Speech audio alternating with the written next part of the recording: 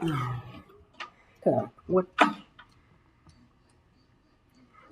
if I can do timelines? Welcome. In this lesson, we are going to explore one of the tools that historians use to help them make sense of the past: timelines. We will see that historians utilize timelines to identify the time sequence of historical data. Let's review a few things from our previous lessons in this module first. In our first lesson, we talked about historiography. Historiography is the study of how historians interpret and represent the past, encompassing methods, interpretations, and perspectives. We also saw that historiography helps us understand that historical narratives are not fixed, but evolve over time, incorporating new evidence and interpretations, leading to a deeper understanding of the past. In our second lesson, we looked at the sources historians use. Historians utilize both primary and secondary sources to study the past, each offering unique insights and challenges. We also saw that historians analyze sources for author and author's purpose, significance, audience, and authenticity to help them better understand the time period they are studying. After they review primary and secondary sources and explore the existing historiography on a subject, historians have a lot of historical data to try to make sense of. Timelines are one tool that historians use as they are working with that historical data, as we'll see in this lesson. What is a timeline? You've probably seen timelines before, and they can range from very simple to very complex. A timeline is a visual representation of chronological events. Timelines are like roadmaps that guide us through the vast expanse of history, helping us understand the sequence of events and how they unfold over time. All timelines consist of three basic components: dates, these mark specific points in time; events, these are the occurrences or milestones that shape history; and intervals, these show the passage of time between events. So you can layer on additional elements to make your timeline more complex, or you can keep it with just these three to have a more basic one.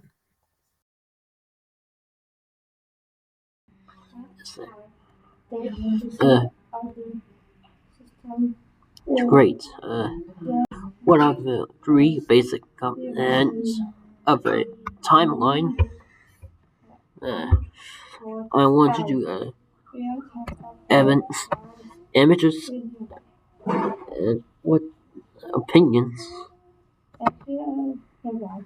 There we go. Dates, events, and then materials. You might be wondering, why use timelines? Well, let's explore their importance.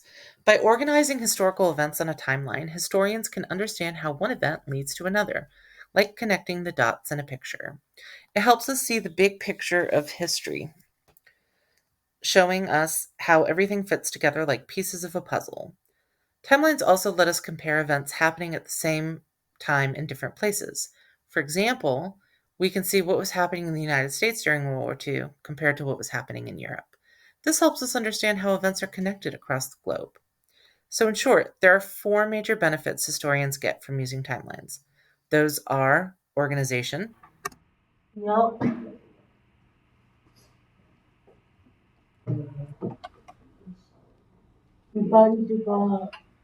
David. He ain't gonna do nothing. David. It's about Jeff Davis? Yeah, Jeff.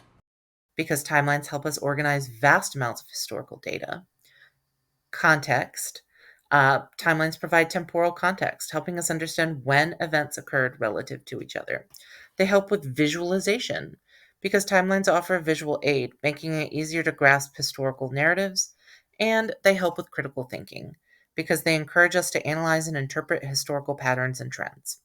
Historians use timelines to untangle the web of history, making it easier for us to understand the sequence of events, how they relate to each other, and how they shape the world we live in today. So, how do we go about constructing a timeline? Here's a simple guide.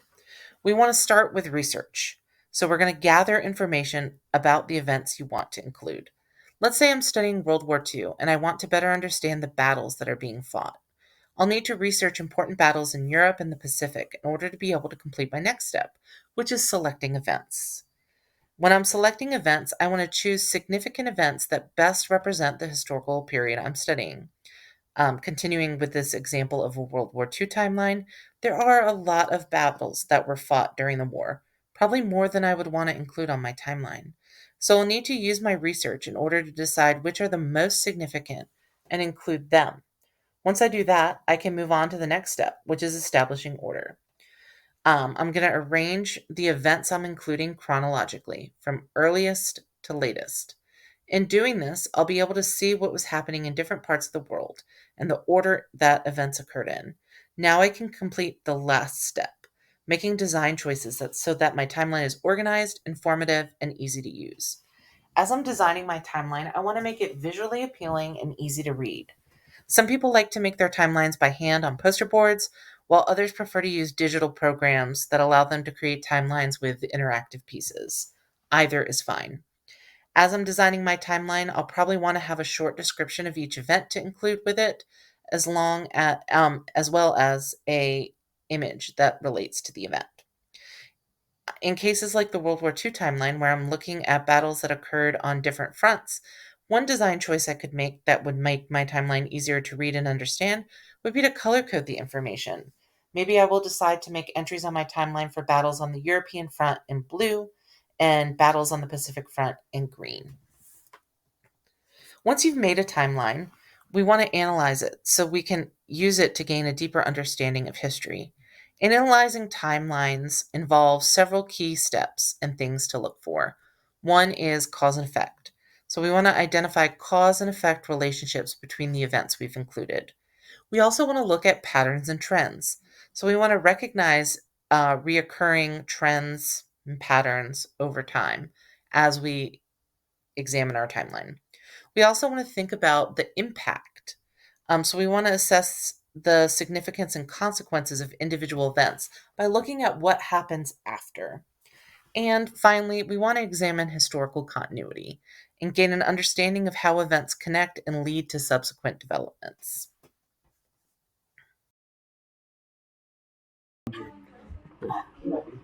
What does analyzing a timeline involve? We do this one.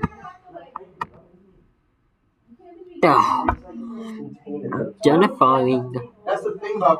Continue. How can you use this information? Timelines are an important tool that historians use in their study of the past, and understanding how to make and use them are important for the following reasons. First, it helps us with chronological understanding. Timelines provide a clear visual representation of the sequence of events in history. By creating and using timelines, we can develop a strong sense of chronology, understanding the order in which events occurred and their significance within historical contexts. Oftentimes, when we study history, knowing the exact date events occur is not nearly as important as understanding the chronological sequence in which they occur. Timelines also help us with contextualization, or understanding historical events within their broader historical contexts. By placing events in chronological order, we can see how they are interconnected and influenced by preceding and subsequent events. This contextualization fosters a deeper understanding of historical causation and the complexities of historical change over time. Timelines are also great for developing critical thinking skills. Analyzing and interpreting timelines require us to engage in critical thinking. We must evaluate the significance of events, identify patterns and trends, and consider different perspectives. This cultivates analytical skills essential for historical inquiry and interpretation. Timelines are also good for helping us practice synthesis of information. Creating timelines involves synthesizing information from various historical sources. We must select and prioritize key events, discerning their relevance and significance. This process encourages us to engage with primary and secondary sources critically, discerning between reliable and unreliable information. And finally, timelines foster historical literacy. Developing proficiency in creating and using timelines enhances our historical literacy. We become adept at navigating historical narratives, understanding historical concepts, and evaluating historical arguments.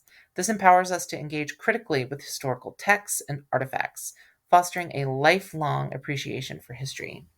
These skills not only enrich our understanding of the past, but also equip us with valuable tools for engaging with history in the present and future.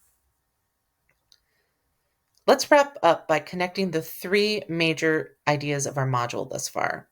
Firstly, we've explored the significance of historiography, the study of how history is written and interpreted. Understanding historiography allows us to appreciate how historical knowledge is obtained and transmitted, shaping our interpretations of events in history. By recognizing the methods, perspectives, and biases of historians, we gain insight into the diverse narratives that contribute to our understanding of the past.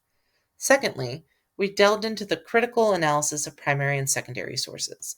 By examining these sources, we uncover valuable information about authors, historical significance, audience, and authenticity. This process enables us to piece together a more nuanced understanding of historical periods, drawing upon a wide array of perspectives and insights. Finally, we've explored the indispensable role of timelines in identifying the time sequence of historical data. Timelines serve as indispensable tools for organizing events chronologically, allowing us to visualize the flow of history and understand the temporal context in which events unfold.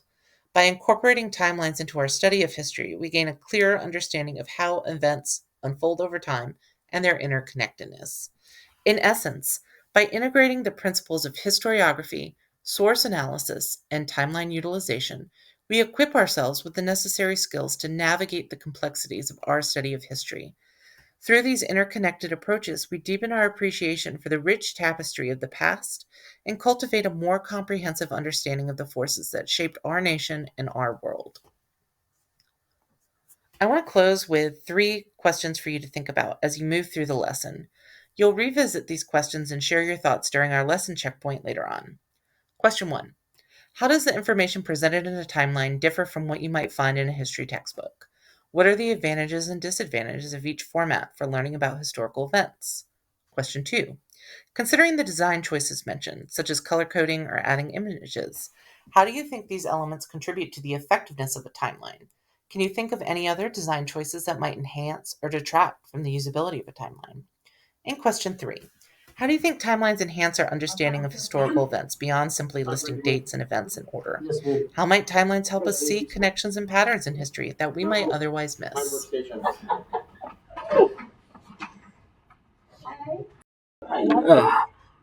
What role do timelines play in study today? History. Is dope. How much money you got? Timelines. What's up? Timelines. Look at that. Are you kidding me?